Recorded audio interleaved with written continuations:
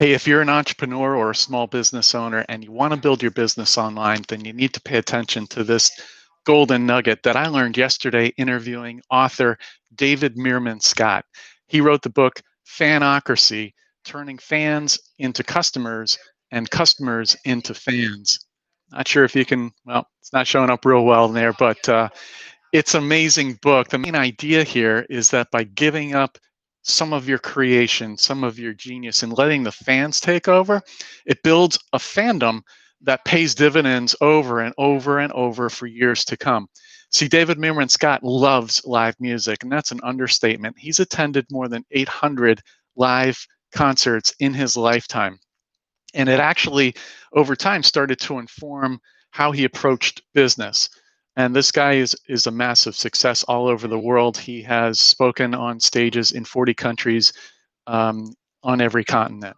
So what he wanted to understand was what goes on in the human brain when somebody becomes a fan. How does all that work? And it turns out it's actually rooted in neuroscience, because our ancient brain is hardwired to want to be part of a tribe of like-minded people.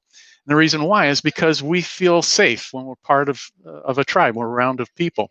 Going back to prehistoric times, we wanted to be in a group because we felt safe. If we were alone or we encountered another group, it was dangerous. And that's still a very strong feeling inside for us human beings. So all of this really came out of David's love of music and his very first live concert, which was the Grateful Dead some 42 years ago, his very first show ever. And here's the big takeaway. The Dead were famously allowing fans to record their live performances. So you could take state-of-the-art recording equipment and sit in the audience and record it. And the only requirement was that you didn't sell it. So you could give it away, you could share it, you could trade it with friends. And what this did over time is it created this raving fan base, because you had college kids hanging out in dorm rooms, exchanging these recordings or listening to it on their car stereo system or down in the basement on the stereo. And back in the day, it was cassettes, then MP3 files.